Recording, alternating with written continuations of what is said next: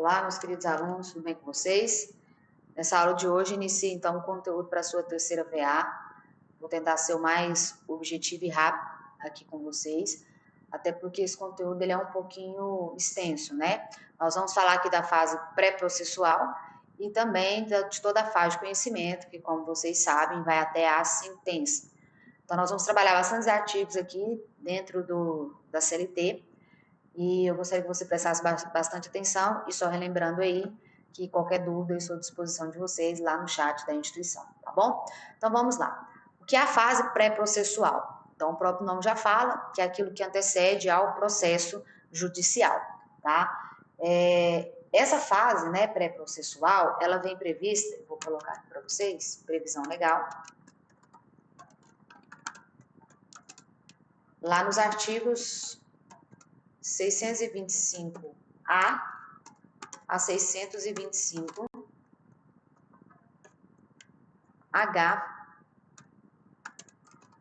da CLT, tá bom? Nada mais é que a chamada CCP, ou também conhecida como Comissão de Conciliação Prévia.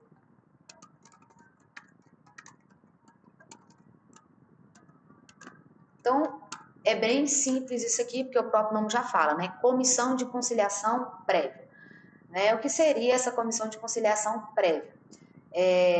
Basta, na verdade, lembrar para vocês aqui que essa fase pré-processual, ela não é um dos requisitos para você entrar com o processo, né? Não necessariamente o empregado ele tem que passar por essa fase para que posteriormente ele possa ajuizar uma reclamação trabalhista. Porque se fosse obrigatório nessa fase pré-processual, nós estaríamos aí infringindo um princípio constitucional, né? Que é o direito que todos possam ter acesso à justiça. Então, essa comissão de conciliação prévia, ela é facultativa, tá? Então, o que significa isso? O empregado, ele vai sair da empresa e aí, talvez ele não recebeu as verbas ou ele acha que aquelas verbas ali, elas não estão de forma correta, né? Ele acha que deveria receber mais e que o empregador pagou menos. Então, ele solicita essa comissão de conciliação prévia para fazer um acordo, né? E se esse acordo ali, ele concordar com as cláusulas desse acordo, o empregador também, aí nesse caso eles vão pedir para que o juiz homologue esse acordo. Aí vai ter peso como se fosse mesmo um acordo judicial, porque vai ter homologação de um juiz. Mas o que eu quero que você lembre, vou até colocar aqui para vocês, é facultativo, tá bom? Para que vocês não se esqueçam, facultativo, tá bom? É facultativo. Então, ele é formado por empresa, né? Por empresa só, pelo grupo de empresas, pode participar sindicatos, né? E como eu falei, o intuito, então, é chegar num acordo para evitar processos. Só que isso aqui, gente, depende muito. Pode ser que a empresa tenha, pode ser que a empresa não tenha, até porque não é obrigatório que as empresas tenham essa comissão, tá bom? Uma vez que tiver, se o empregado quiser se submeter, ele pode submeter, mas não será obrigatório, né? Não é uma fase obrigatória, certinho? Bem simples aqui, só para você entender. Então, agora nós partimos, então, para a fase de conhecimento. Deixa eu organizar aqui. Mesclar.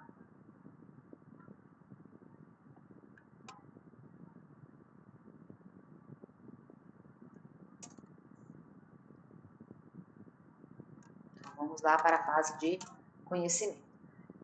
Bom, nós já sabemos, então, que nós temos a petição inicial, né, que é a nossa reclamação trabalhista. Não vou me adentrar muito sobre isso, até porque nós já trabalhamos muito a reclamação trabalhista lá em prática, né? Mas só para que você entenda, tudo começa então com a petição inicial, vou colocar aqui, que é chamada aqui, né, de reclamação trabalhista, e a sua previsão está lá no artigo que vocês conhecem muito, 840 da CLT. Tá bom? Então, a petição inicial, nós sabemos que é a porta de entrada, né, para o início desse processo. Nós já trabalhamos também que as partes recebem o nome de reclamante, reclamado, tudo que precisa ter uma petição inicial está lá no artigo 840, ou também lá no CPC, tá bom? Mas não vou tratar muito sobre esse assunto, como eu falei, porque senão vai ficar muito longo, nós já tratamos sobre petição inicial e vocês já sabem como que funciona essa questão, tá? Então vamos lá. Pós a petição inicial, o que acontece? Quando você protocola essa petição inicial, vai ser marcado a audiência. E geralmente as audiências, né, na Justiça do Trabalho, elas são una. Então vou colocar aqui para você, vou dar mais um enter. Audiência. Então, após a petição inicial, nós temos a audiência. E a audiência, ela pode ser, como regra geral, vou colocar aqui, né? Regra geral. Como regra geral, ela é una. Então, o que é uma audiência una? É uma audiência onde acontece a audiência de conciliação e instrução de julgamento na mesma audiência. Então, vou colocar aqui. Conciliação e instrução e julgamento, tá bom? É onde acontece tudo junto. Aí vem aquela pergunta, professora, mas eu já vi que audiências trabalhistas também podem ser fracionadas em duas. A primeira inicial sendo de conciliação e a segunda de instrução e julgamento. Sim, pode, tá? Mas como regra geral, elas são unas, ok? Tudo acontece numa mesma audiência, numa audiência só. Geralmente, quando acontece essa divisão de duas audiências, é quando é um rito ordinário, então mais de 40 salários mínimos, e aí o juiz determina, então, que se tenha uma audiência inicial e posteriormente faça, então, uma audiência de instrução e julgamento. Mas isso vai depender, pode ser que também o juiz ele queira fazer a audiência una, mesmo tendo essa ação no rito ordinário, tá bom? Então, depende da situação.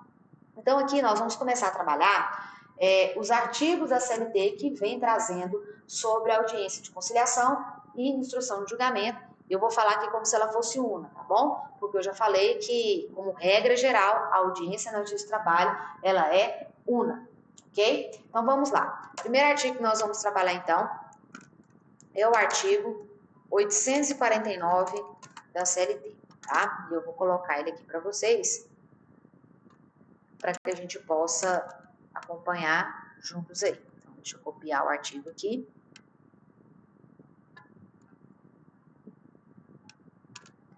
Já vou colocar o 849 e vou colocar também o 813. Que esse artigo 813, ele é de extrema importância aí para vocês, tá bom? Então vamos lá, o 849 ele fala o seguinte: a audiência de julgamento será contínua, mas se for possível por motivo de força maior, concluirá no mesmo dia, o juiz ou presidente marcará a sua continuação para a primeira desimpedida, independentemente de nova notificação, tá? Então, como regra geral, a audiência ela tem que acontecer no mesmo dia e não pode sofrer interrupção, tá bom? Então, ela tem que ser contínua. Mas se for uma audiência longa, né, que depende de muitos fatores aí, e o juiz, vamos supor, são várias testemunhas, o inquérito judicial para apuração de falta grave, onde nós temos 6 testemunhos de cada lado, pode ser também que tenha alguns técnicos aí, né, prova pericial, e delonga um pouco mais, o juiz ele poderá marcar para um outro dia, ok? Artigo 813. As audiências dos órgãos da Justiça do Trabalho serão publicadas e realizar-se-ão na sede do juiz do tribunal em dias úteis, previamente fixados entre 8 e 18, tá? Gente, presta atenção aqui. Tá falando que as audiências elas só podem ser realizadas das 8 às 18 horas. Lembra quando nós estudamos ali atos e prazos, né, processuais? Nós vimos ali que os atos processuais, eles poderiam, né, acontecer entre as 6 horas da manhã e as 20 horas, tá? Atos processuais. Mas não confunda com as audiências. As audiências, elas podem acontecer das 8 às 18, nesse período aqui, tá? Aí vem trazendo a regra, porque o 849, ele fala, olha, tem que ser contínua.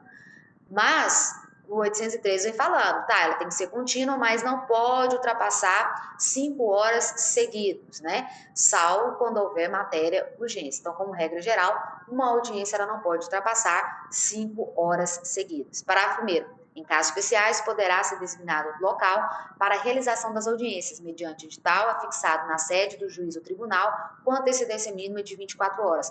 Aconteceu alguma coisa, uma enchente, sei lá, acabou energia, aconteceu algo que não dá para prorrogar. Então, nesse caso aí, né, vamos supor que vai ficar interditado. O juiz poderá marcar em um outro local, mas tem que ter uma antecedência mínima de 24 horas, tá bom?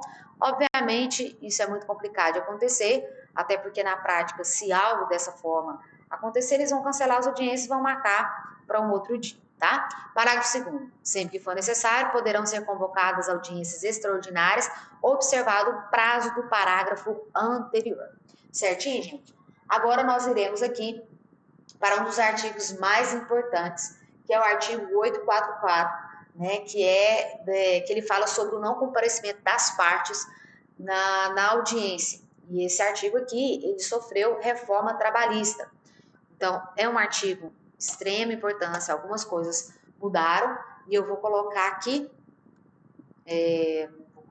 como A. Vou colocar do não comparecimento. Tá bom? Do não comparecimento, artigo 844, e eu vou copiar o artigo aqui para vocês.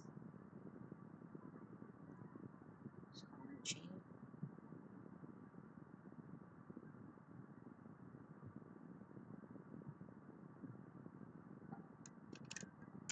Então, eu quero que você preste bastante atenção nesse artigo aqui, porque esse artigo, ele vai ser de extrema importância. Deixa eu dar um enter aqui. E arrumar isso aqui para vocês. Então, vamos lá. Vou até apagar esse artigo, parágrafo 1 foi revogado. Vamos ler. O não comparecimento do reclamante à audiência importa o arquivamento da reclamação. E o não comparecimento do reclamado importa revelia, além de confissão quanto à matéria de fato. Então, vamos lá. Se o reclamante não comparecer, o que vai acontecer? Arquivar a reclamação trabalhista, ok? E se a reclamada não aparecer no dia da audiência? Aí, nesse caso, importa revelia. Mas eu quero que você preste bastante atenção nisso aqui, porque isso aqui vai ter um problema, tá? Até coloquei aqui com marca-texto, porque nós vamos ver que a revelia nesse caso aqui não é totalmente revelia, tá? Vamos lá, nós vamos trabalhar aqui os parágrafos e você vai entender por quê. Parágrafo 1º. Ocorrendo motivo relevante, poderá o juiz suspender o julgamento designado nova audiência.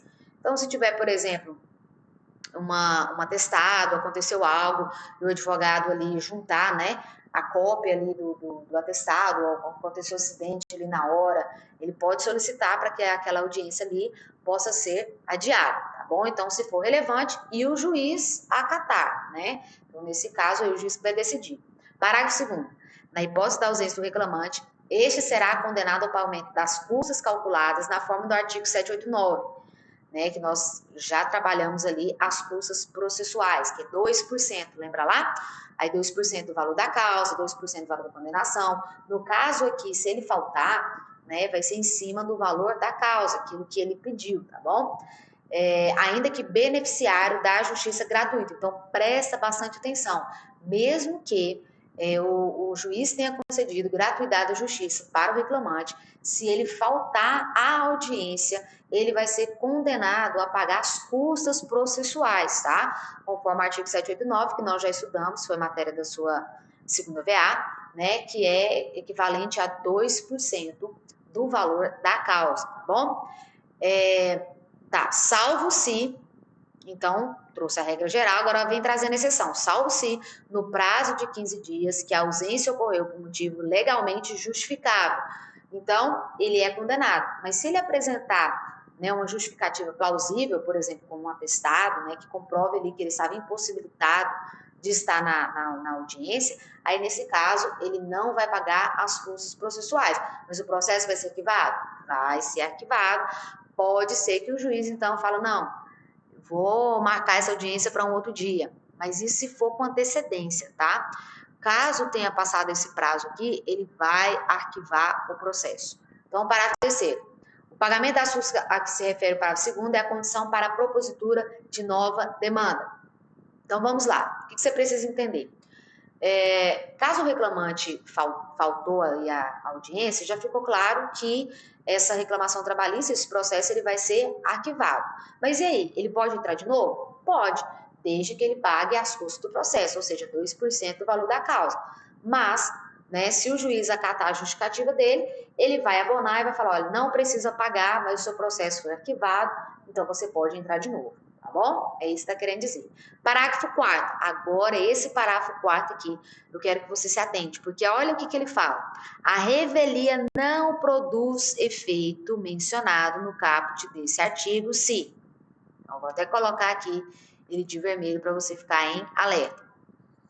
Havendo pluralidade de reclamados, algum deles contestar a ação. Gente, isso aqui acontece, isso aqui não acontecia anteriormente, né? Antes da reforma trabalhista. Mas isso aqui vocês já são acostumados porque é a regra lá do processo civil. Então, se eu tiver, por exemplo, um litisconsórcio passivo, né? Então, eu tenho ali dois réus, né? Duas empresas, né? Como no polo passivo da ação. Aí, o que está falando? Olha, se um contestar, eu não posso declarar que o outro é revel, mesmo que a outra empresa não conteste. Então, vamos lá.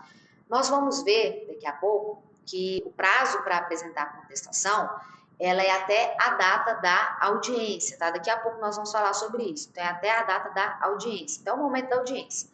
Aí, nós temos ali duas empresas do polo passivo. Uma apresentou contestação, a outra não apresentou. Eu posso aplicar essa empresa que não apresentou contestação e que nem foi na audiência também a revelia? Não, eu não posso. Por quê? Porque nesse caso aqui, eu tenho pluralidade de reclamados. Então, se um apresentou a contestação, no outro eu não posso aplicar a revelia. Isso aqui, gente, já acontece lá no processo civil, vocês sabem disso, tá bom? 2. O litígio versar-se sobre direitos indisponíveis.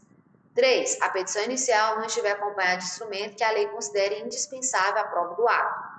E 4. As alegações de fato formuladas pelo reclamante forem inverossímeis ou estiverem em contradição com a prova constante dos autos, tá? Que aí, no caso, vai dar oportunidade até mesmo para que possa contestar essas provas que foram apresentadas. 5º, ainda que ausente o reclamado, presente o advogado na audiência, serão aceitos a contestação e os documentos eventualmente apresentados.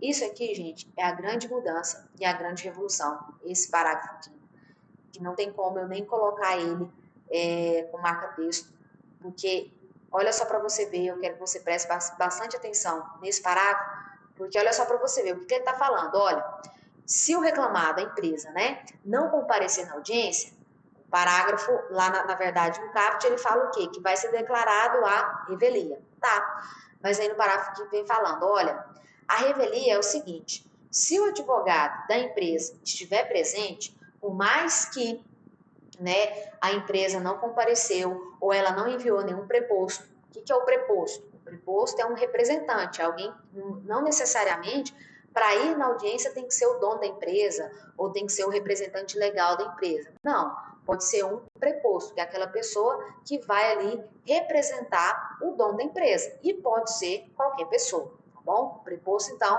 ele pode ser qualquer pessoa.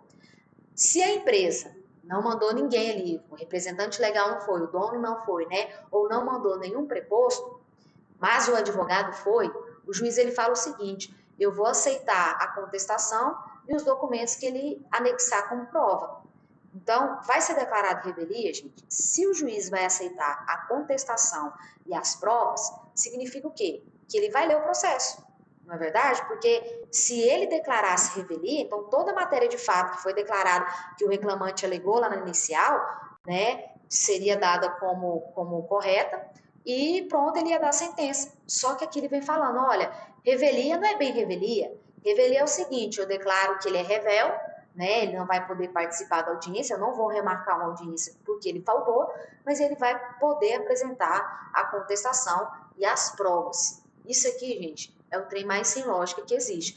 Então, na verdade, para mim não é revelia, porque revelia é você declarar que tudo que foi alegado na inicial é verdade. Se eu aceito a contestação, né, que é a peça de defesa da empresa, então significa que eu vou analisar todo o processo, né, que eu vou analisar aquela matéria de defesa, que eu vou analisar as provas e, consequentemente, eu não vou estar declarando a revelia, porque eu vou analisar aquela matéria ali. Mas é isso que o artigo está falando, tá bom? Então, primeira coisa que você tem que saber, se a reclamada, né, que é a empresa faltar, vai ser declarada revelia? Sim, mas como que é essa revelia? A revelia é, se o advogado estiver presente, aí o juiz vai aceitar a contestação e as provas. E se ele não estiver presente? Aí só nesse caso, aí aqui é que eu quero que você entenda. Se o advogado não estiver presente, aí somente nesse caso que eu vou aplicar o que está escrito lá no caput, aqui, ó, além de confissão quanto à matéria de fato. Aí sim eu vou declarar a revelia de verdade, tá bom? Caso contrário, vai ser essa revelia fajuta aí, tá bom, gente? Então vamos lá. Agora nós vamos tratar sobre a perempção, que está lá no artigo 731 e 732 da CLT. Então vou colocar aqui para vocês. Perempção. Isso aqui também vocês já estudaram, né? E sabem como que funciona lá dentro do processo civil, tá bom? Vou pegar os artigos aqui para vocês, 731, deixa eu arrumar aqui, artigo 731 e o 732.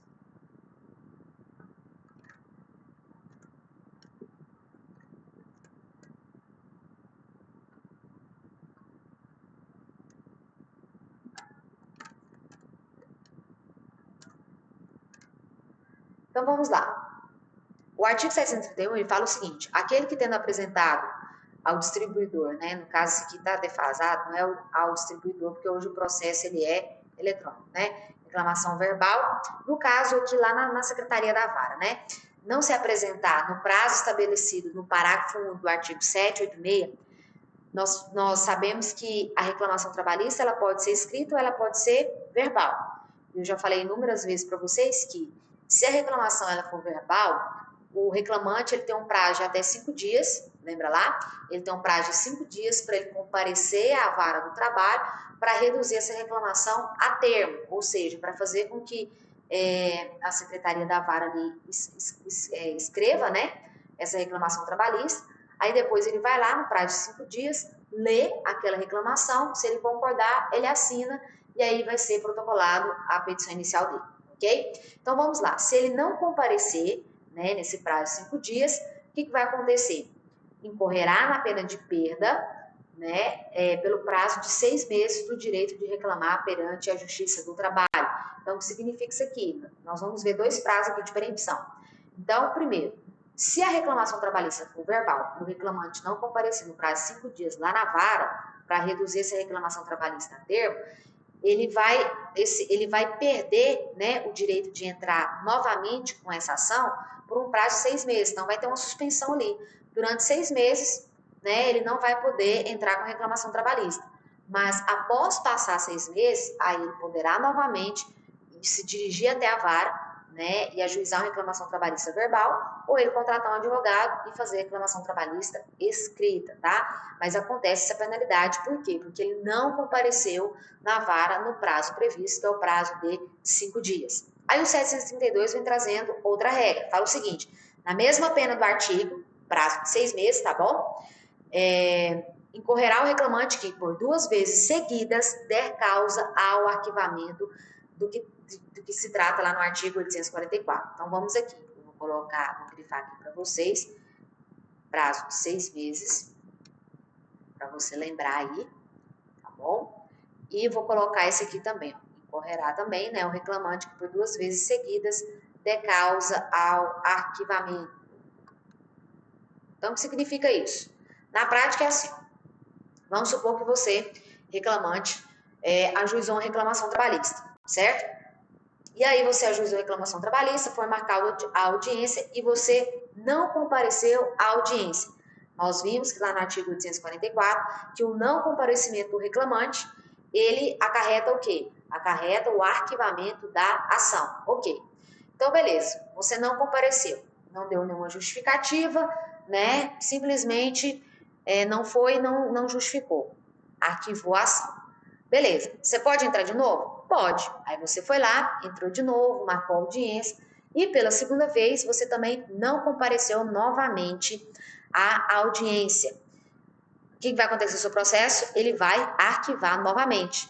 Só que aqui fala o seguinte, olha, se por 2 vezes seguidas o reclamante der causa ao arquivamento, né, que trata o artigo 844, que é o não comparecimento à audiência, o que vai acontecer? Eu vou aplicar a mesma penalidade lá do 731, ou seja, eu vou suspender o direito dele, né? É como se ele fosse perder. Eu não vou falar perder, porque eu vou suspender, ele não perde totalmente, né? Então, eu vou suspender o direito dele por um prazo de 6 meses. Então, nesse prazo, ele não vai poder mais entrar com reclamação trabalhista. Mas após passar 6 meses, aí ele poderá novamente entrar com reclamação. Professora, aí como que funciona? Passou 6 meses, ele entra de novo. E se ele não comparecer à audiência de novo? Beleza, vai arquivar e ele pode, por uma segunda vez, fazer isso novamente. Porém, se ele fizer 2 vezes seguidas novamente, aí vai aplicar esse prazo de 6 meses de novo, tá? Aí você, às vezes na sua cabeça deve estar pensando em agora. Então ele pode fazer isso para sempre, né? Ele pode faltar 2 vezes, aí aplica a perempção, que é esse prazo de 6 meses, depois ele faz isso mais 2 vezes, aplica de novo. Mas espera aí, você tem que lembrar que existe um prazo prescricional para ajuizar a reclamação trabalhista. Lembra lá da prescrição bienal, ou também chamada de prescrição total, que é o prazo de 2 anos que o empregado tem a contar do momento em que ele sai da empresa para ele ajuizar a reclamação trabalhista. Então, qual o período que o empregado ele pode ajuizar a reclamação trabalhista? Em até 2 anos após ele ter saído da empresa. Então, vamos lá. Se ele saiu da empresa e demorou 1 ano para ele entrar com reclamação trabalhista, falta quanto tempo para que ele possa perder esse direito? 1 ano, certo? Beleza. Aí ele entrou com reclamação, não compareceu, arquivou. Aí, quando ele entra com a reclamação, essa prescrição ela cessa, tá? Só que aí arquivou o processo e ele demorou ali mais uns 4 meses para ele poder entrar com a nova ação. Aí passou os 4 meses, ele entrou, não compareceu novamente na audiência. Demorou aí mais 6 meses, né? Porque aí no caso foram 2 reclamações, né? Perdão, foram 2 audiências que ele perdeu. Nesse caso, eu vou ter que esperar um prazo de 6 meses. Olha só para você ver. Se eu pego os 4 meses que ele demorou para entrar novamente na Justiça do Trabalho e os 6 meses aí, né, que vai ficar suspenso, eu já vou ter 2 anos. Então, olha só para você ver, eu não posso ficar, né, me dando ao luxo de aplicar essa perempção aqui não, porque pode ser que eu incorra lá na prescrição bienal e aí eu perco o direito totalmente de entrar com a ação, tá bom? Só para ficar claro essa observação aí, relembrando essa questão que nós já havíamos falado sobre prescrição bienal e prescrição quinquenal, que nós já vimos tanto no direito do trabalho quanto lá na prática trabalhista, tá bom? Algo importante aqui que você precisa saber que deve acontecer na audiência inicial. Então, eu vou colocar aqui para vocês pagamento das verbas rescisórias. Vou colocar aqui como C.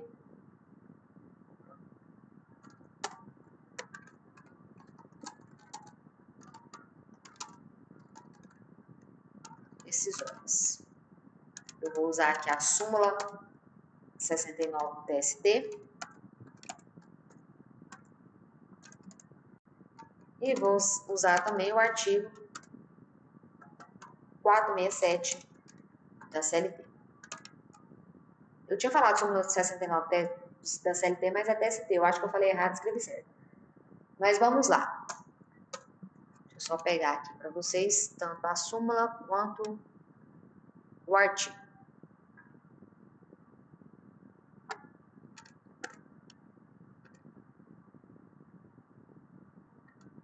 Vou apagar isso aqui.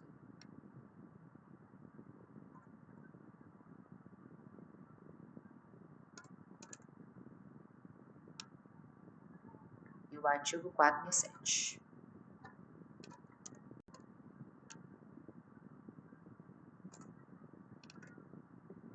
Esse artigo aqui é um artigo extremamente usado e eu vou falar por quê. A súmula fala o seguinte: havendo rescisão do contrato de trabalho, sendo revel e confesso quanto à matéria de fato, deve ser o empregador condenado ao pagamento das verbas rescisórias não quitadas na primeira audiência, com acréscimo de 50%. Artigo 467. Em caso de rescisão do contrato de trabalho, havendo controvérsia sobre o montante das verbas rescisórias, o empregador é obrigado a pagar ao trabalhador, a data do comparecimento deste trabalho, a parte em controvérsia dessas verbas, sob pena de pagá-las acrescidas de 50%. Então, vamos lá. Quando que acontece isso aqui? O empregado, ele foi mandado embora, né, sem justa causa, e não recebeu nada, saiu com uma mão na frente e outra atrás, não recebeu saldo de salário, nem férias, nem 13º, nem nada. Então, isso é as verbas em controvérsia, as verbas que ele deveria receber e não recebeu.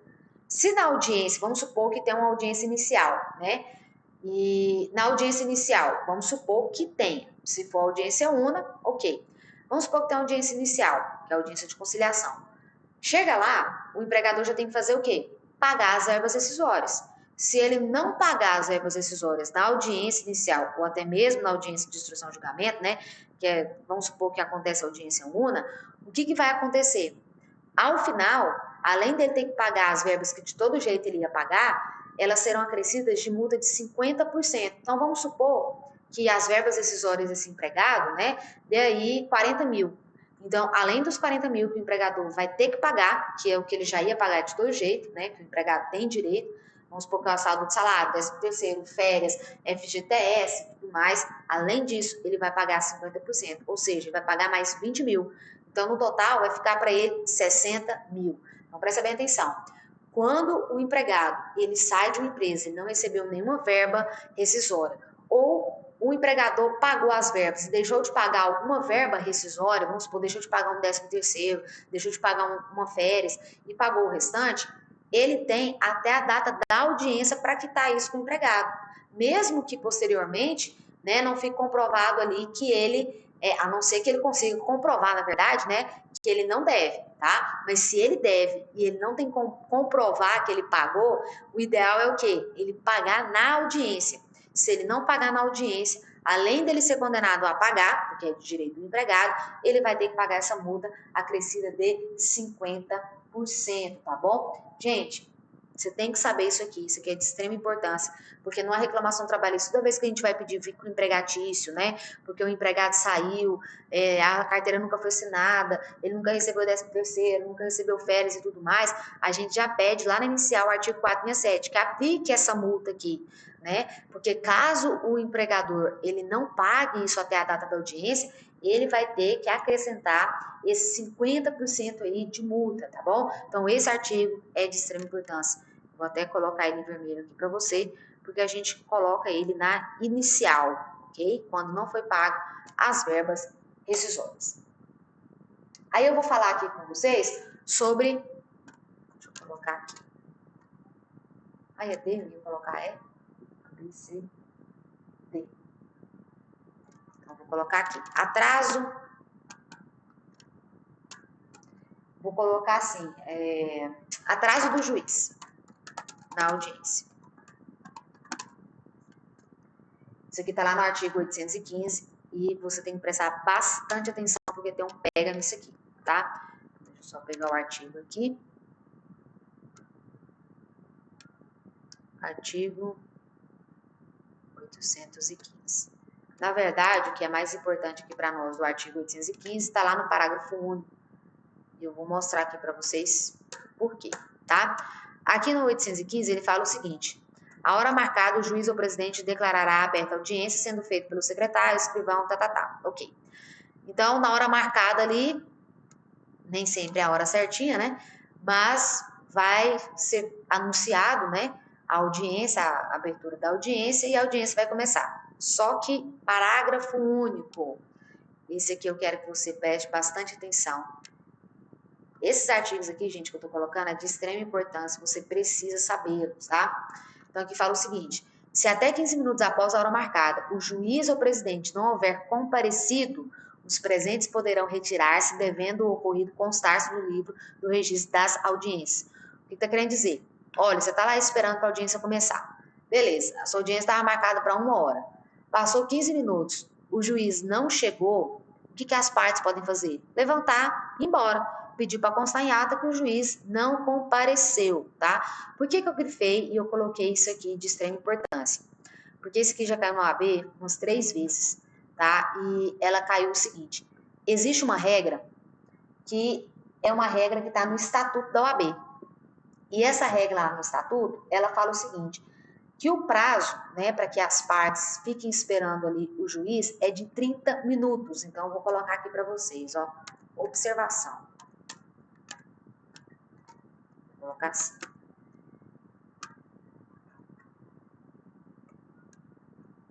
Estatuto, né? O prazo é de 30 minutos. Gente, como que caiu? A última prova que caiu dessa forma, caiu assim, ó. Nós sabemos que tem as questões de ética, né? E lá uma das questões de ética era exatamente sobre isso. Qual é o prazo que as partes poderão se retirar da audiência, né? Até quanto tempo, né, que as partes deverão ficar esperando e posteriormente elas poderão sair. A resposta correta dentro, né, da questão de ética era 30 minutos. Então, se passar os 30 minutos, as partes podem se levantar e ir embora. Ok. Mas aí, nessa mesma prova, tinha uma questão de processo de trabalho. A mesma questão. Assim, era Ctrl+C, Ctrl+V. Só que uma estava dentro das questões de ética e a outra estava dentro do processo de trabalho. Era a mesma questão, tá? Só que uma tinha um gabarito, vamos supor, gabarito A, que era a resposta do prazo de 30 minutos. E lá no processo de trabalho, o gabarito, vamos supor, era D e a resposta correta era 15 minutos. Gente, não era a mesma questão. Então, assim, ó, como regra geral, né, no Estatuto da OAB, ou vamos supor no processo civil e tudo mais, demais processos, aplica-se essa regra aqui, prazo de 30 minutos. Mas e dentro do processo de trabalho?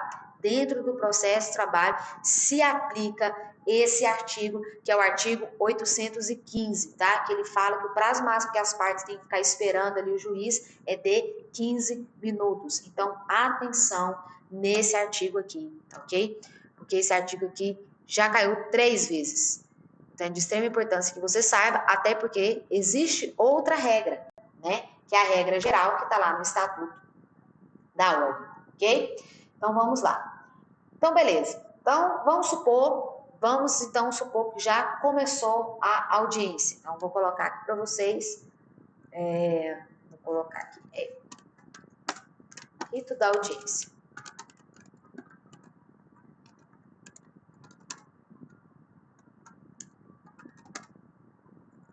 Meu Deus, quando eu coloco assim, o trem não dá certo. Rito da audiência. Então, eu vou tratar aqui com vocês o artigo 846. Deixa eu pegar aqui.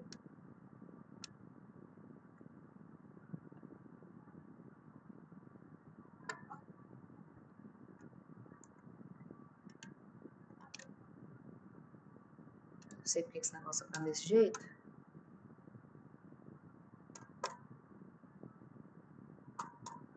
Então, vamos lá. O 846 fala o seguinte: aberta a audiência, o juiz ou presidente proporá a conciliação. Então, primeira coisa, porque aqui ele está falando aberta audiência de conciliação, aberta audiência, né? Até porque, como regra geral, já falei para vocês, a audiência no justiça de trabalho é una, tá? Então, tudo acontece em uma única audiência. Então, a primeira coisa que o juiz vai fazer é o quê? Propor a conciliação, ver se as partes ali, né, têm alguma proposta de acordo ou não.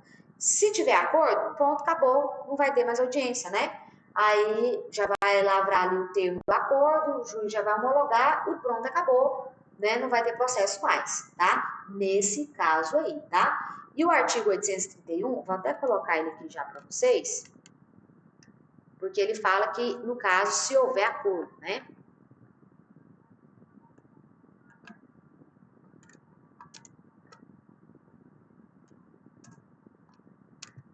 Então, aqui ele fala o seguinte, né?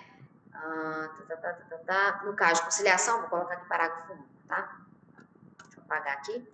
No caso de conciliação, o termo que for lavrado valerá como decisão irrecorrível, salvo para a Previdência Social, quando as contribuições que lhe forem devidas, tá? Então, isso aqui você já sabe. Se houver conciliação, homologou, pronto, acabou, né, o processo. O reclamante nunca mais vai poder entrar no Justiça do Trabalho para reclamar daquela situação ali. Ah, eu não concordo com o acordo. Ah, eu fui lesado. Ah, eu tinha direito a 60 mil e no acordo eu recebi só 20. Bom, ele concordou, foi homologado, acabou, perdeu a chance, ok? Então, vamos lá. Parágrafo 1º.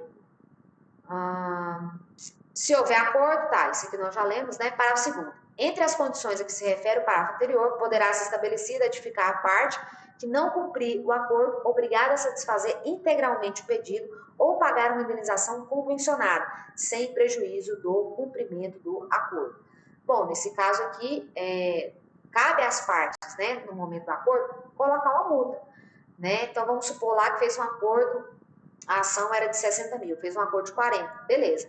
Mas aí coloca uma cláusula lá, olha, se não cumprir esse acordo até o dia tal, que é a primeira parcela do pagamento, né? Ou sei lá, o pagamento vai ser integral. Se não pagar até o dia tal, vai ser aplicada uma multa de tanto, vai ser aplicado, sei lá, o valor original, né? Vai voltar para o valor original. Nós fizemos aqui um valor de 40, mas aí se ele não pagar até o dia tal, vai voltar para 60.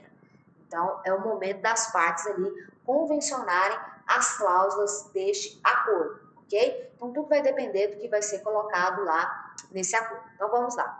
Tá, mas vamos supor que não foi feito o acordo. Primeira coisa que o juiz fez foi, tem proposta de acordo? Não, não tem. Se não tem, então vai começar a instrução. Mas, primeiramente, né, o que o juiz vai ver ali que tem no processo, se a reclamada apresentou a contestação. Porque, como eu falei para vocês aqui, a peça, né, de defesa da reclamada, ela tem que ser apresentada até a data da audiência. Então, ela é diferente do processo civil, ela aqui não tem um prazo. O prazo vai ser de 8 dias, vai ser de 10, vai ser de 15. Não, tá? Porque nós sabemos que, por exemplo, para apresentar uma contestação, o juiz recebe ali reclamação trabalhista e abre um prazo ali para que a parte, para que o réu possa contestar. Nesse caso, aqui no processo de trabalho, não é assim que acontece, tá? Ele vai mandar uma notificação para a reclamada, avisando que há um processo contra ela, vai avisar do dia da audiência, porque ela tem até a hora da audiência para protocolar aquela contestação ali. E é muito comum, gente, você ver, por exemplo, numa sala ali, né, na antessala da audiência, os advogados ficarem com o computador ali, porque eles geralmente protocolam minutos antes de entrarem na audiência. Por que isso, professor? Porque, geralmente, quando você protocola minutos antes da audiência, como que a outra parte vai ter acesso àquela sua matéria de defesa? Ela vai saber ali o que você contestou no momento da audiência. Ali na hora que o juiz abrir e falar, ó, ele protocolou agora, você teve acesso? Aí você, como advogado reclamante, vai falar, não, não tive. E aí você vai ler ali na hora e vai impugnar na hora. Então, isso é proposital, tá bom? Geralmente eu faço isso também, tá? Graças a Deus, às vezes, quando eu vou para audiência, eles protocolam assim, eu tenho audiência hoje, né? Então, vamos supor que eu vou ter uma audiência, sei lá, de manhã. Eu já olho 5 horas da manhã, 6 horas da manhã, porque se for principalmente um advogado de fora, né, de Goiânia, de outra cidade, ele vai protocolar antes dele vir para a cidade. Geralmente, ele não deve protocolar aqui. Então, ele protocola ali por volta de 6, 7 horas da manhã. Então, eu acordo esse horário para eu dar uma lida na contestação e ir para a audiência sabendo o que aconteceu. Até porque, se eu quiser impugnar ali na hora, eu já vou estar sabendo tudo que ele alegou ali na sua matéria de defesa, tá bom? Então, eu vou pegar aqui para vocês o artigo 847. Só pegar aqui. Ele fala exatamente isso que eu acabei de falar para vocês. Então, artigo 847. Não havendo acordo, o reclamante terá 20 minutos para aduzir sua defesa. Lembra lá que nós estudamos o princípio da oralidade, que os atos, né, eles podem ser praticados de forma oral. Então, caso a reclamada na empresa, ela queira apresentar a contestação oral, ela vai ter 20 minutos para fazer isso. Geralmente, isso não acontece. Por quê? Porque o advogado teve um prazo ali para trabalhar na contestação. Né? Ele recebeu a notificação, sabe que a audiência, sei lá, vai ser daqui 20, 30 dias, então ele teve um prazo para juntar provas, para colher um monte de coisa. Então é mais seguro que ele escreva. Mas se ele quiser fazer de forma oral, ok, ele vai ter esse prazo aí de 20 minutos para fazer, tá? Aí fala o seguinte, olha, parágrafo único, eu quero que você se atente, que é o que eu falei para vocês anteriormente. A parte poderá apresentar defesa escrita pelo sistema de processo judicial eletrônico até a audiência, tá bom? Então, ficou claro aí para vocês no artigo 847, no parágrafo único, que isso poderá acontecer até a data da audiência. Então, antes de nós falarmos mais sobre a audiência, já que nós estamos falando aqui da peça de defesa, né, da reclamada, que é a contestação, então nós vamos falar um pouco sobre a contestação. Vou falar um pouco também superficial, vou entrar em alguns detalhes, né, porque a contestação também já é uma peça que nós já vimos, mas existem outras matérias de defesa, né, outras respostas que o réu pode dar juntamente com essa contestação, tá? Então, vou colocar aqui para vocês. Eu vou colocar, deixa eu ver aqui como que eu posso colocar. Vou colocar assim, respostas do réu.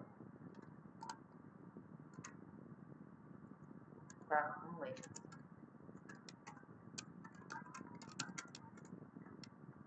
Resposta da reclamada, para você não confundir. Então, quais são os tipos de resposta que a reclamada tem? Exceção. Vou deixar mais.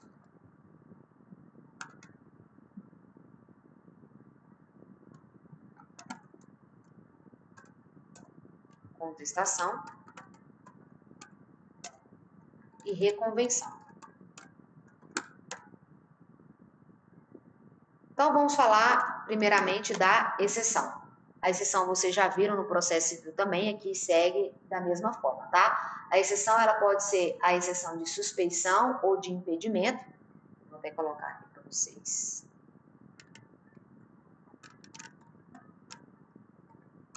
Colocação pode ser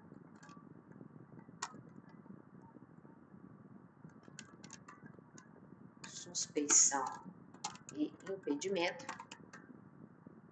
Vou até já colocar os artigos para vocês, para ficar mais fácil aqui.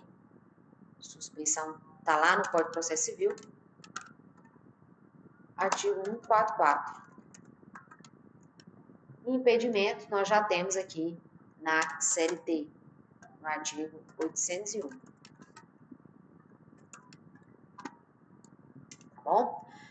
E aí nós temos também outro tipo de exceção, que é a de incompetência, tá bom?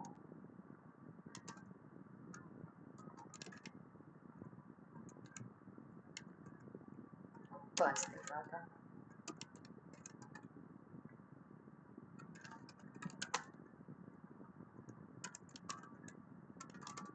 Então vamos lá. Eu vou trazer esses artigos para vocês, vou colocar aqui, tá bom? Deixa eu só colocar esse outro aqui, estava esquecendo. 800 da CLT. Deixa eu colocar eles aqui embaixo, porque aqui na contestação e na reconvenção eu não vou escrever muita coisa não. Deixa eu fazer assim.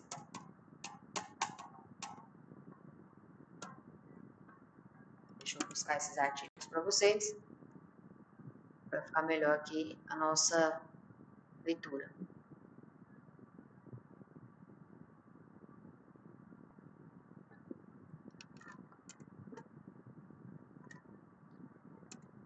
Artigo 144. Vou pegar aqui para vocês agora o 801.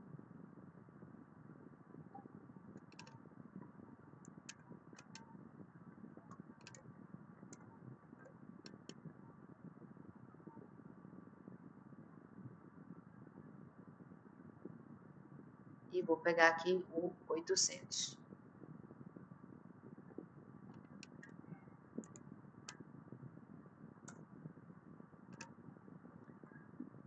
Então vamos lá, não vou me deter muito na questão da exceção de suspeição, né? Porque no caso aqui é quando o juiz ele fica então impedido, tá bom? Isso que vocês já sabem, nesse caso aí, que comprova então a imparcialidade do juiz, ok? São, no caso, casos subjetivos. E no caso de impedimento, são causas objetivas. Mas, só para que você relembre, no artigo 144 fala o seguinte, olha, o juiz será impedido quando, aí aqui, né, ele for mandatário da parte, oficiou como perito, funcionou como membro do Ministério Público, conheceu em outro grau de jurisdição, tendo proferido decisão, quando nele estiver postulando como defensor público, advogado, membro do Ministério Público, seu cônjuge ou companheiro, qualquer parente, consanguíneo ou afim de linha reta, colateral, até o terceiro grau, inclusive, quando for parte no processo ele próprio, seu cônjuge, ou companheiro, ou parente, consanguíneo ou afim. Então, assim, eu não vou ler isso aqui tudo, porque o artigo 44 é gigante e vocês já estudaram isso dentro do Código de Processo Civil, tá bom? Mas depois vocês dão uma olhadinha aí no artigo 144, porque no caso ele é taxativo. O 801, então ele fala também, o juiz presidente, né, nesse caso ele será declarado suspeito, né, quando houver inimizade pessoal, amizade íntima, parentesco por consanguinidade ou afinidade até terceiro grau, interesse particular na causa, certinho? Então, no momento ali, até a data da audiência, que é o momento de apresentar a contestação, a reclamada, né, ela pode apresentar também, porque é uma das respostas dela, né? Ela pode apresentar, além de contestação, ela pode falar, olha, antes de analisar a contestação, eu quero declarar que esse juiz aí, ele é suspeito, então não pode ser julgado por ele. Essa situação não pode ser, esse processo não pode ser analisado por ele. Ele tem que ser declarado como suspeito, né? E, consequentemente, esse processo ele tem que ser demandado para uma outra vara, ok? Aí aqui, o 800, ele fala da incompetência. Qual a incompetência, professora? Vamos falar aqui da incompetência territorial, né? Então, pode ser tanto incompetência territorial como incompetência absoluta, mas a incompetência territorial está lá no artigo 800, que nós sabemos que é quando o reclamante ele ajuiza uma reclamação trabalhista do qual ele ajuizou errado, na cidade errada, na localização errada. Então, esse aqui é o momento também da reclamada alegar, né, que o reclamante ajuizou essa reclamação trabalhista no local errado. E aí, consequentemente, o que vai acontecer? Né, aí que a gente vem para o parágrafo 4º, decidida a exceção de competência territorial, o processo retornará a seu curso com a designação de audiência, apresentação de defesa e instrução processual perante o juízo competente, tá bom? Bem simplesinho, falando aqui para vocês, qualquer dúvida estejam me falando, tá? Porque esse aqui é bem simples, é só leitura mesmo dos artigos. Bom, contestação nós já trabalhamos, mas eu vou até colocar aqui para vocês que dentro da contestação nós temos defesa indireta do mérito, né? Que são as nossas preliminares. As preliminares, vou até colocar aqui para vocês, estão lá no 337 do CPC, só para você relembrar nossas aulas de prática aí. Preliminares e prejudiciais. Que no caso da prejudicial, você tem que lembrar prejudicial de mérito, prescrição bienal, prescrição quinquenal, tá bom? As preliminares, você sabe aí que é nulidade de citação, inépcia inicial, dispendência, prescrição. Aqui você vai alegar na prejudicial, ok? Então vamos lá. E dentro da contestação, nós temos a defesa direta do mérito.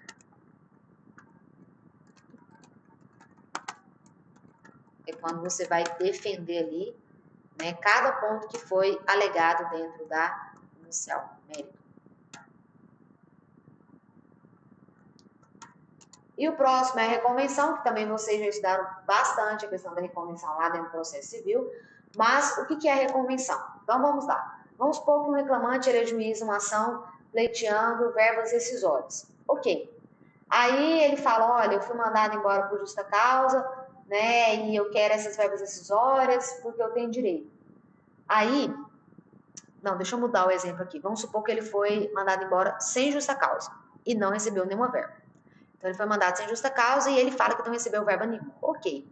Mas aí, o empregador vai e fala o seguinte, olha, ele, na verdade, causou foi justa causa, por isso que eu não paguei as verbas para ele. Aí ele vai e apresenta lá provas, né, de que ele causou uma justa causa, tudo mais, que ele não tem direito, ele está fazendo a contestação dele, tá vendo que ele está fazendo a defesa direta do mérito, né, está defendendo, alegando por que não pagou, até porque não tem justificativa, né, mas ele está defendendo. Ah, eu não paguei 13º porque ele não tem direito, porque na dispensa por justa causa, ele só tem direito a saldo de salário e férias vencidas, então ele não tem direito a FGTS, não tem direito a nada, o restante das férias. Então, por isso que ele está alegando isso na contestação. Mas ele aproveita da situação e entra com a reconvenção. Ele fala o seguinte, olha, esse cara, enquanto ele trabalhou para mim, ele trouxe muito prejuízo. Então, eu quero o ressarcimento dos atos dolosos que ele causou para mim. Então, ele causou um prejuízo de tantos mil lá na minha empresa, né? ele danificou um equipamento que trouxe prejuízo tal, e aí ele pede, né, isso na reconvenção, tá bom? Então, ele pode pedir isso na contestação? Não, porque na contestação ele só rebate aquilo que o reclamante alegou na inicial. E a reconvenção, ele está fazendo um pedido. Ele está falando, olha, eu quero que o reclamante seja condenado a me pagar o valor X que ele me trouxe de prejuízo.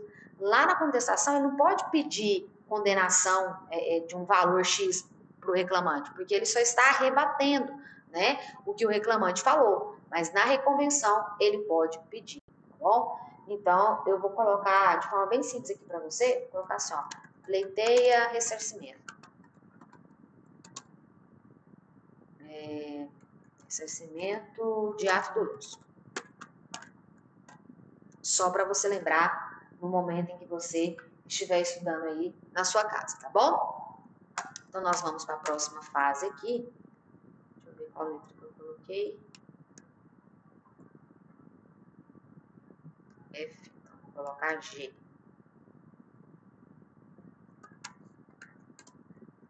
Fase decisória.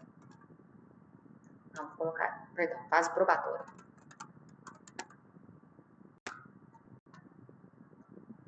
Então, isso aqui, ó, é a fase ali que as partes terão de provar, né? Então, nós temos aqui dois artigos. Um artigo muito conhecido por vocês, que é o 373, né? O ônus da prova, e o 818. Então, deixa eu pegá-los aqui. Artigo 818.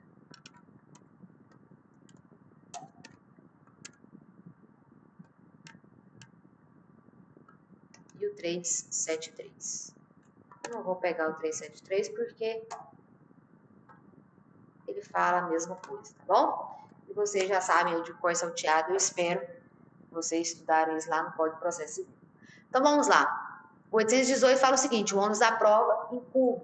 Mesma coisa que está escrito lá no caput do 373. Aí do inciso 1 fala ao reclamante quanto ao fato constitutivo do seu direito e ao réu, né, que é o reclamado, quanto à existência de fato impeditivo, modificativo ou extintivo do direito do reclamante, tá bom? Então vamos lá. Quando que é o ônus da prova em favor do empregado, por exemplo, tá? Quando que vai inverter essa situação aí? Então, vamos colocar aqui. Eu vou colocar assim, exemplos de inversão, tá?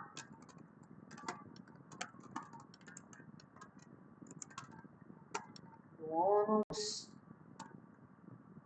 em favor, para ficar bem, vai ficar redundante, mas para você entender, em favor do empregado.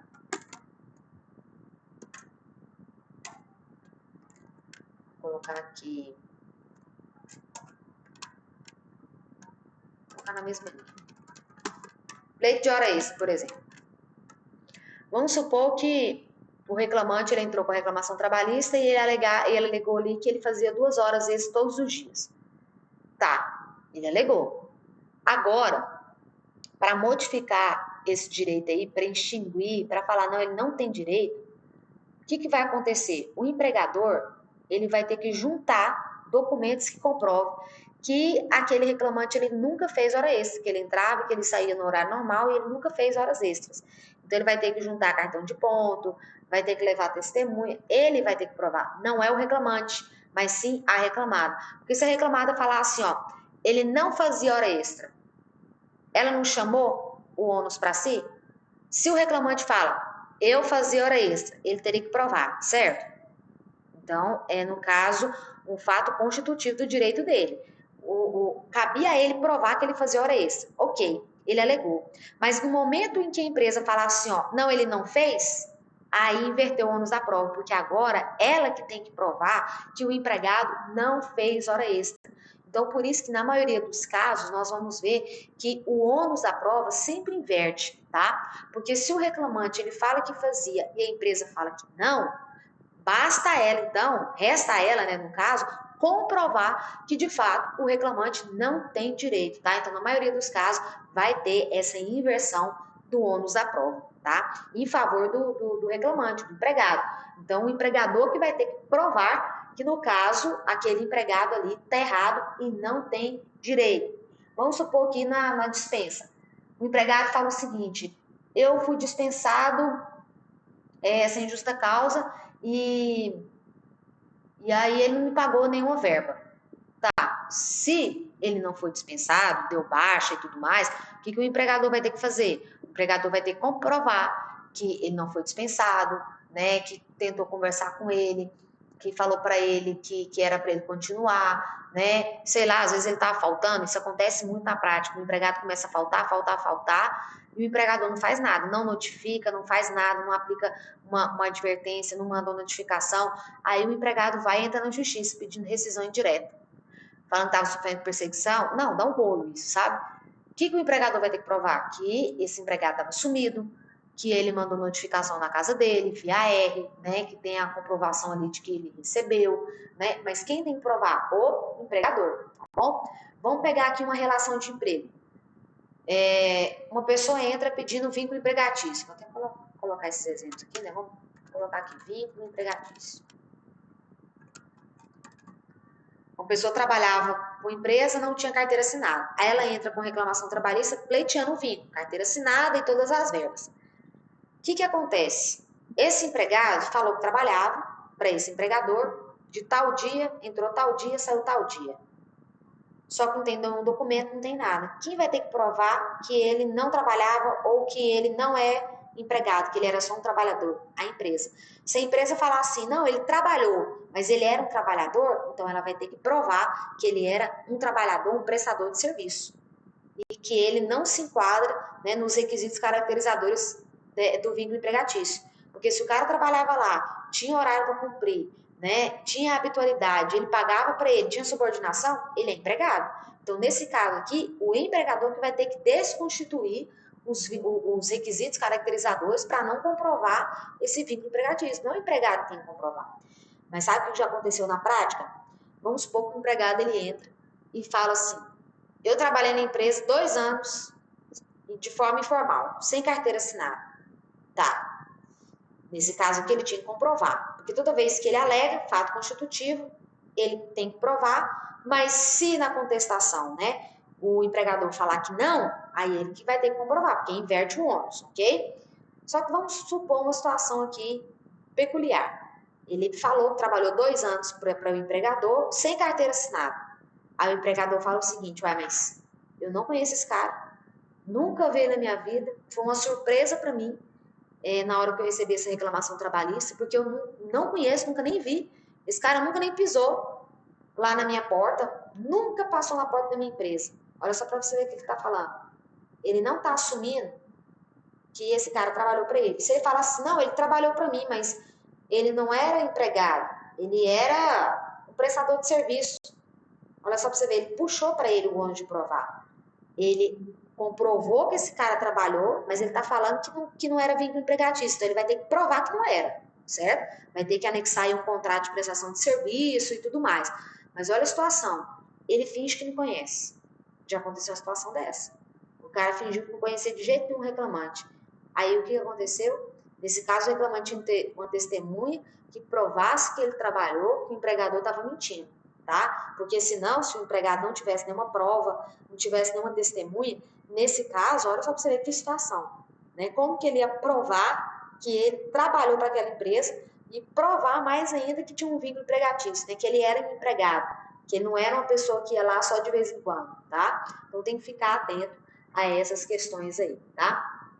No caso de FGTS, isso aqui foi tão discutido há tanto tempo sobre o FGTS, porque o FGTS, ele antigamente ficava assim, ó, era o empregado que tinha que provar, passava um ano, era empregador, passava outro ano, era empregado, virava essa bagunça. Por que virava essa bagunça? Porque o empregado, hoje, ele tem acesso aos extratos do FGTS, pelo aplicativo da Caixa, ou ele pode até mesmo lá na Caixa Econômica e pedir o extrato do FGTS, não é verdade? Então, ele podia apresentar esses extratos, tá? Só que mesmo ele tendo acesso aos extratos do FGTS, ele não é obrigado a juntar. Ele pode falar o seguinte: nunca foi pago meu FGTS, eu quero o meu FGTS, os depósitos, todo o período que eu trabalhei lá na empresa. Quem vai ter que provar que fez os depósitos direitinho, tudo certinho? A empresa. Ela que vai ter que comprovar, tá bom? Nesse caso aqui, é uma exceção, tá? Porque, para você ver, ele poderia falar porque a empresa fala, não, eu paguei, juntar os comprovantes e tudo mais, caberia a ele também comprovar, porém, né, já é decidido que incumbe a reclamada apresentar essas questões do FGTS. Vale transporte também, eu não recebia vale transporte. Aí a empresa, se a empresa falar, não, ele recebia. Aí, no caso, você está vendo que ele está chamando a prova para ele. Ele chama, então ele tem que provar que o empregado assinava ali mensalmente a entrega, né, desse vale transporte e tudo mais, tá bom? Então, vamos lá. Nós vamos falar agora sobre meios de provas, tá? Vou colocar aqui. Errado.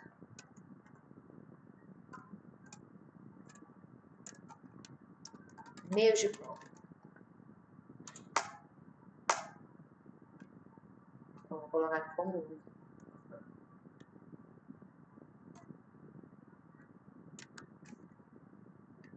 Então, a prova ela pode ser documental, isso que vocês já sabem, né?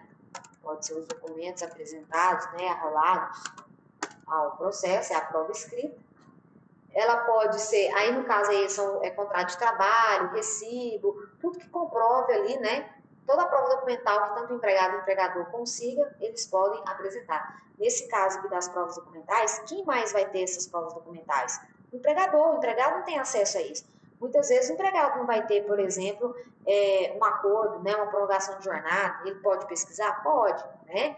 Mas nesse caso aqui, o empregador tem esse termo lá na empresa, e, consequentemente, é mais fácil para ele apresentar do que para o empregado, tá? Mas, eu estou falando aqui os tipos de prova, né, que podem ter. Então, documental, depoimento das partes.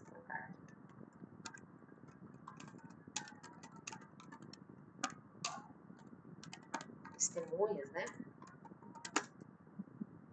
Aqui nessa parte de testemunhas, eu até vou colocar aqui uma observação aqui para vocês, o artigo 821 e 825. Deixa eu pegar aqui. 821.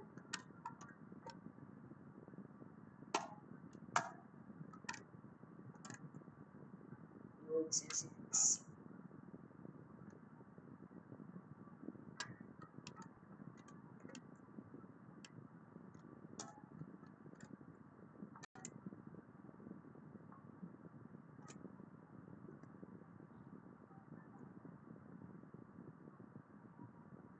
Então, vamos lá, que fala o seguinte, cada uma das partes não poderá indicar mais de 3 testemunhas, salvo quando se tratar de inquérito, em caso em que este poderá ser levado a 6. As testemunhas comparecerão à audiência independentemente de notificação ou intimação. Então, muita gente fala, eu preciso intimar a testemunha trabalhista? Não, você só fala para ela, tá? Porque ela tem que comparecer, você convidou ela lá, ela vai comparecer mesmo sem notificação. Parágrafo único. As que não comparecerem serão intimadas ex ofício ou requerimento da parte, ficando sujeitas à condição coercitiva, além das penalidades do artigo 730, caso sem motivo, né, essa testemunha não compareça lá no juízo, tá? Mas por que eu coloquei esses artigos aqui? Eu quero que você entenda. Nós temos 3 possibilidades, tá? Como regra geral, então vou até colocar aqui em testemunhas. Como regra geral, cada parte, né, autor, no caso reclamante e reclamado, cada uma dessas partes aí poderão apresentar no máximo 3 testemunhas. Só que é o seguinte, eu vou colocar aqui para vocês. Regra geral. 3 testemunhas, cada parte, tá bom? Então, cada parte poderá apresentar 3 testemunhas. No inquérito judicial para apuração de fato grave, poderá ser até 6 testemunhas. Cada parte. Então, nós vamos ter, se cada um levar 6, né? Vai ter 12 testemunhas. Só que aqui é uma observação e eu quero que você se atente a isso aqui. No processo sumaríssimo, vou até colocar aqui, ó. Vou colocar rito. Rito sumaríssimo.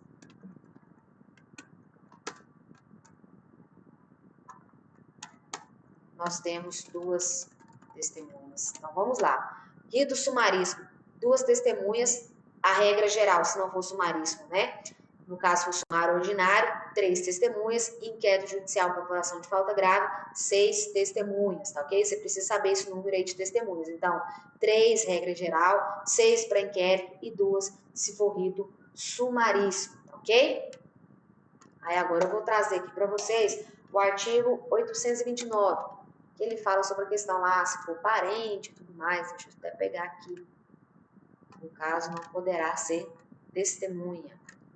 829. A testemunha que for parente até terceiro grau, civil, amigo, íntimo ou inimigo de qualquer das partes, não prestará compromisso e seu depoimento valerá como simples informação.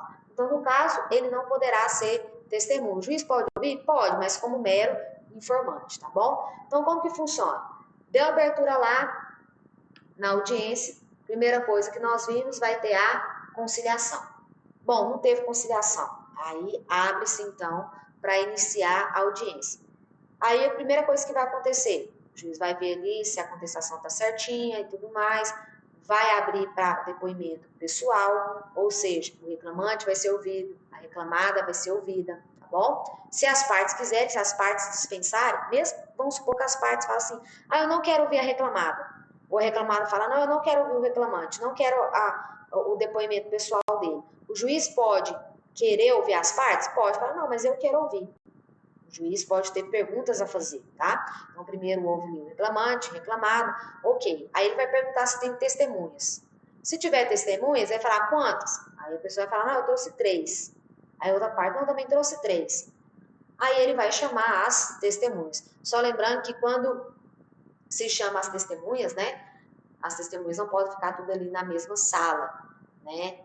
Então, ele vai chamando uma por vez e ouvindo ali as testemunhas. Depois que ele ouviu as testemunhas, vai ter o quê? Se tiver prova pericial, né? Vamos supor que teve ali um laudo de insalubridade e ele precisa ouvir o perito para que o perito possa traduzir aquele laudo ali, explicar melhor como que foi feita a inspeção no ambiente salubre e tudo mais. Aí vem o quarto meio de prova. Deixa eu colocar aqui para vocês. 4. Só para ficar igual ali que nós estávamos falando em cima. Então, quarto meio de prova. Vou colocar aqui prova pericial, tá bom? Se tiver, né? Então, se for necessário, o juiz pode chamar o técnico e falar, não, você explica seu laudo aqui que a gente quer entender. Beleza. Teve prova pericial, ouviu o perito e tudo mais, tudo certinho. Então, a gente vai para a fase decisória. Vou colocar aqui para vocês. Fase decisória.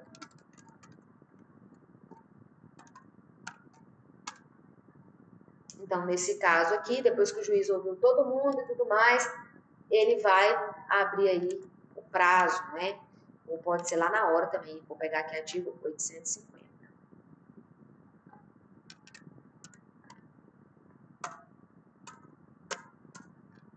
Artigo 850 fala o seguinte: terminada a instrução, poderão as partes aduzir razões finais em prazo não excedente de 10 minutos para cada uma. Em seguida, o juiz ou presidente renovará a proposta de conciliação e, não se realizando essa, será proferida a decisão.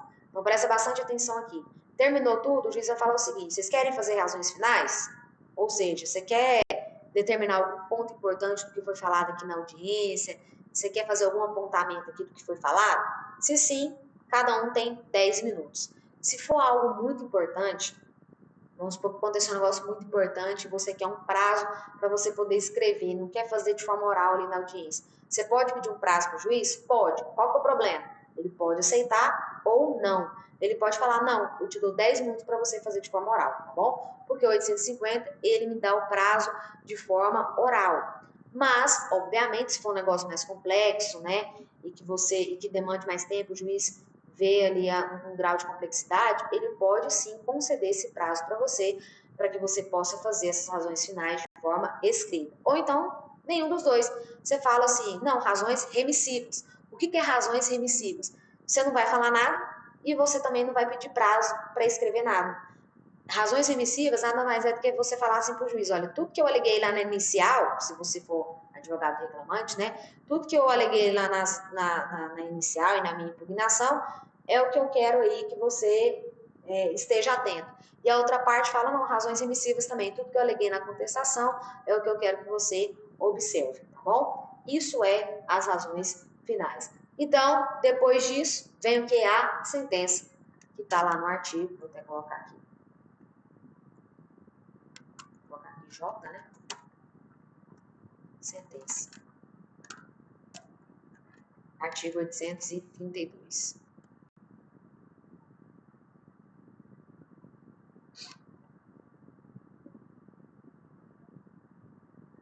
Ele é gigantesco. Não importa ele todo para mim. Na verdade, só me importa um caput, mas eu vou colocar ele todo aqui para vocês. Para nós aqui só vai importar aqui. Porque aqui fala o seguinte, olha, a decisão deve constar o nome das partes, resumo do pedido e da defesa. Isso aqui é o quê? Você já vai entender o que é isso aqui. Ó, até na sentença tem que ter o silogismo. Resumo do pedido da defesa, apreciação das provas. O que ele está fazendo? Introdução.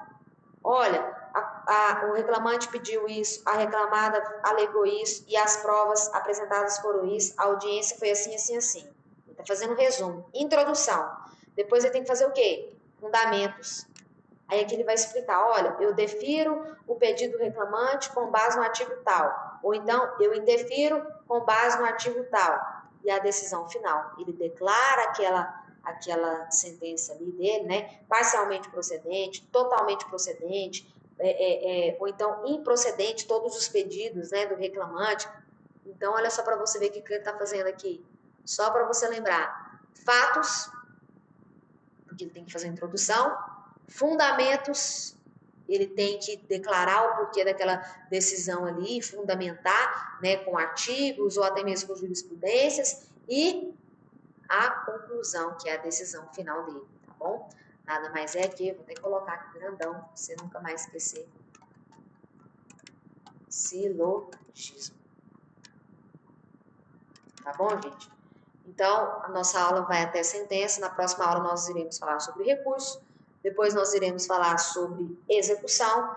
E aí nós terminamos a nossa matéria de terceira VA. Tá bom? Certinho, gente? Espero que vocês tenham entendido, apesar de ter sido um pouco rápido. Qualquer dúvida, como eu já falei para vocês, eu estou à disposição, tá? Um beijo, fiquem com Deus.